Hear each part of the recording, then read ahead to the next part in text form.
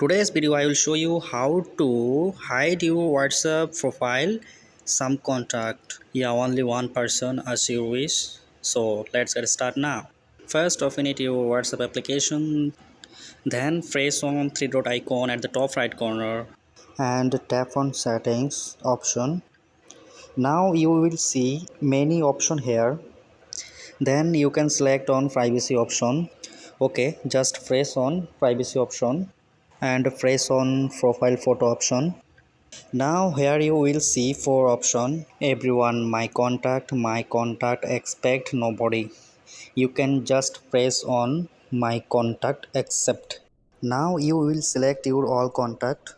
Press on at the top right corner tick mark. Okay, all selected. Now you just remove the tick mark from the profile of whomever you want to show your WhatsApp profile photo. Then done. That's it. In this way you can easily hide your WhatsApp profile photo, some contact.